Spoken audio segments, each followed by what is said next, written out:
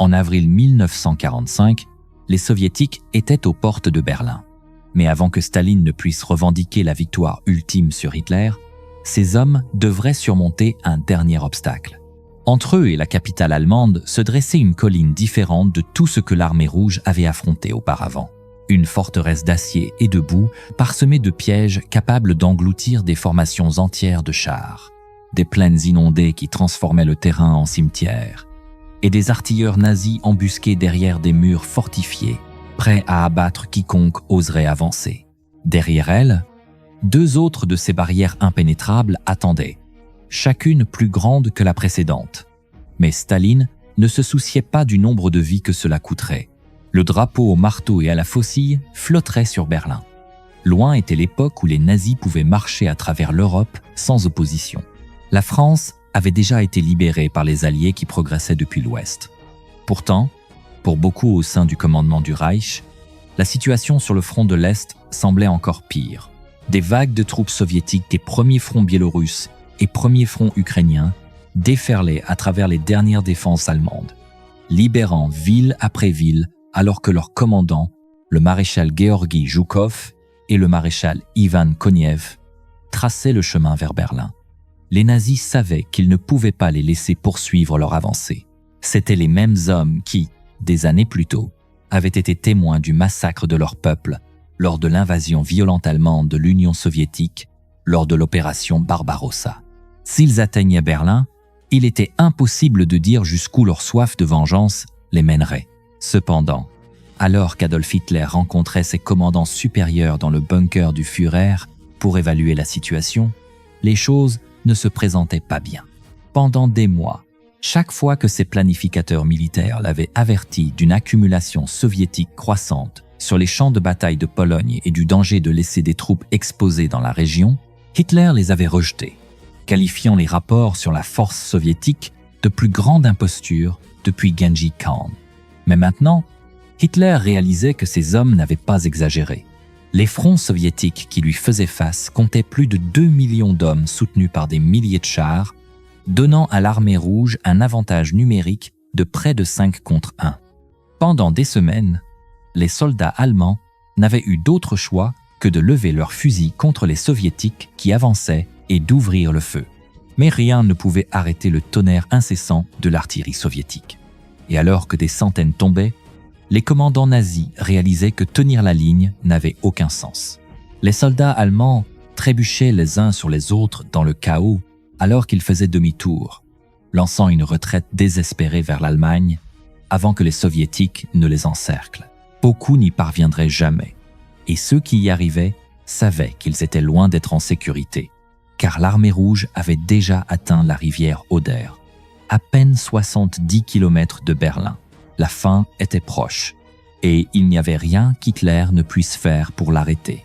Il faisait encore sombre au matin du 16 avril, lorsque les maréchaux soviétiques Georgi Zhukov et Ivan Koniev ont positionné leurs hommes à la base des collines, gardant ce que les nazis appelaient les portes de Berlin, les hauteurs fortifiées de silos dans l'est de l'Allemagne.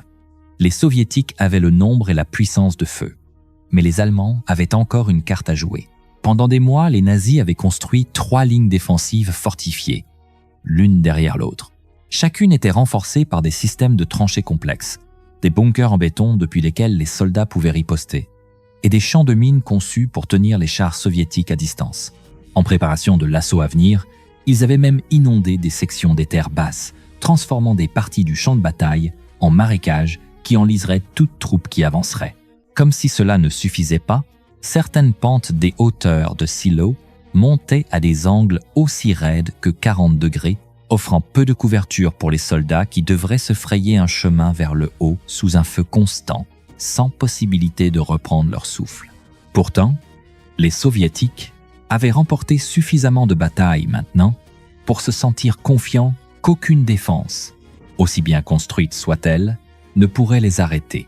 Et alors que les derniers chars se mettaient en position en contrebas de la crête, Zhukov et Koniev donnèrent l'ordre de pointer les canons vers les hauteurs.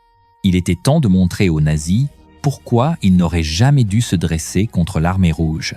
Des années plus tard, Friedrich Schoeneck, l'un des soldats allemands en première ligne ce matin-là, se souviendrait du moment. un bruit assourdissant a rempli l'air. Comparé à tout ce qui était venu avant, ce n'était plus un barrage. C'était un ouragan qui déchirait tout au-dessus de nous, devant nous et derrière nous. Le ciel brillait rouge comme s'il était sur le point d'exploser. Le sol vacillait, tremblait et se balançait comme un navire dans un vent de force 10. Selon les récits soviétiques, en seulement 30 minutes, plus d'1 million d'obus se sont abattus sur les défenses allemandes. Cela aurait dû suffire pour anéantir toute résistance. Mais alors que la fumée se dissipait et que l'armée rouge levait les yeux vers la crête, ils ont vu du mouvement. Les Allemands étaient toujours en vie, se précipitant vers leurs fusils et se préparant à riposter. Peu, être que tout n'était pas encore perdu pour Berlin. Avant même que l'attaque n'ait commencé, le général allemand Gotthard Heinrich avait déjà préparé ses hommes. Ayant appris les plans de l'assaut soviétique grâce à des prisonniers récemment capturés, il avait ordonné à ses troupes de se préparer, s'installant dans des bunkers et des tranchées où ils devaient survivre à la tempête jusqu'à ce que l'armée rouge en contrebas des collines baisse sa garde. Le plan a fonctionné. Et lorsque les canons soviétiques se sont enfin tus et que l'infanterie a commencé à grimper, ils ont été accueillis par un mur de feu d'en haut. Ils ne pouvaient pas faire grand-chose pour résister à la contre-attaque allemande. Leur seule chance de survie était de traverser le feu et d'atteindre le sommet aussi vite que possible. Mais la montée était l'enfer. Le terrain les canalisait dans des chemins étroits et obstrués, dont beaucoup étaient coupés par de profonds lits de rivières. Les soldats devaient construire des ponts de fortune sous le feu, juste pour faire passer leurs véhicules de l'autre côté. Et même alors, la situation ne s'améliorait guère. Comme un colonel soviétique l'a rappelé plus tard, lors de l'escalade, les chars étaient forcés de contourner les pentes raides et les falaises et tombaient dans des impasses enflammées, incapables de faire demi-tour et de quitter le secteur déjà encombré d'autres chars, exposant leurs flancs au feu des armes anti-chars ennemies.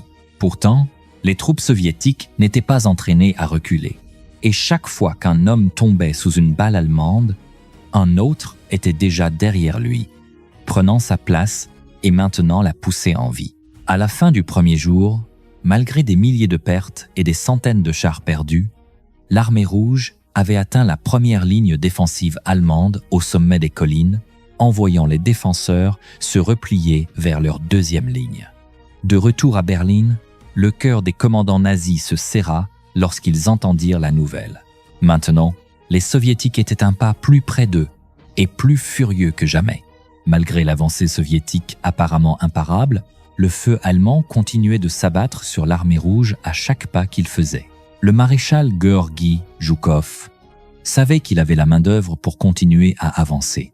Mais il savait aussi que la fin de la guerre était proche. Et il ne voulait pas sacrifier plus de vies que nécessaire si près de la victoire. Il devait percer les défenses allemandes aussi vite qu'humainement possible. Et la seule façon de le faire était de déchaîner toute la force de ses armées. Des milliers d'hommes armés jusqu'aux dents et flanqués de chars assez puissants pour oblitérer des pelotons entiers d'un seul tir ont avancé. Beaucoup ont été abattus avant même de pouvoir tirer. Mais ils étaient tout simplement trop nombreux pour être arrêtés. Les obus soviétiques pilonnaient bunkers et tranchées à la fois, déchirant les lignes et dispersant les défenseurs allemands dans toutes les directions. Le chaos s'est répandu sur le champ de bataille alors que les soldats fuyaient leurs postes, laissant de larges portions de la ligne défensive nord grandes ouvertes pour que les Soviétiques puissent déferler. Plus au sud, le général Ferdinand Schörner, commandant l'une des dernières divisions de chars allemandes opérationnelles, a reçu la nouvelle de l'effondrement, mais il ne pouvait pas faire grand-chose. À ce moment précis, il était enfermé dans une lutte désespérée contre le premier front ukrainien du maréchal Ivan Koniev, dont les troupes déchiraient sans relâche le flanc sud qui s'effondrait. Schörner a ordonné à ses chars de contre-attaquer, avant que les Soviétiques ne puissent percer un autre secteur. Mais même les tirs de canons lourds ne pouvaient pas les retenir. L'armée rouge continuait de se glisser à travers les failles, jusqu'à ce que soudain les Allemands réalisent qu'ils étaient encerclés. Face à une défaite imminente, la seule option restante était de se replier vers leur dernière ligne de défense. C'était le moment décisif. Si les nazis ne pouvaient pas tenir ce terrain, il ne resterait plus rien entre les Soviétiques et Berlin. La victoire était si proche que Zhukov pouvait presque la goûter. Et alors que ses hommes prenaient d'assaut les petits villages et villes dispersés sur le champ de bataille, il a ordonné à ses troupes « Alors que vous vous approchez de Berlin, l'ennemi résistera et s'accrochera à chaque maison et à chaque buisson. Par conséquent, tankistes, artilleurs automoteurs et fantassins ne doivent pas attendre que l'artillerie leur procure le plaisir d'avancer à travers un espace dégagé. » Et donc, le 19 avril 1945, le dernier jour de la bataille, aucun soviétique ne s'est retenu. Le feu s'est abattu sur les derniers soldats allemands qui tentaient encore de tenir la ligne. Certains savaient que c'était inutile, mais n'avaient pas d'autre choix que de se battre jusqu'à la toute fin. En quelques heures, les soviétiques étaient partout autour d'eux, se frayant un chemin à travers les brèches. Peu de temps après, près de 200 000 soldats allemands, vétérans du front de l'Est, étaient piégés.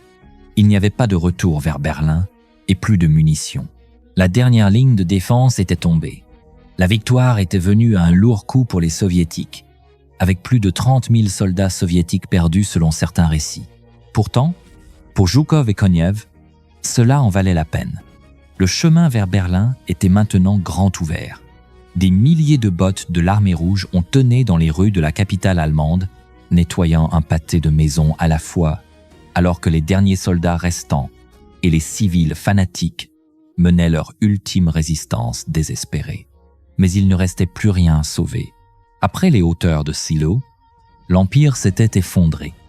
Et Hitler le savait.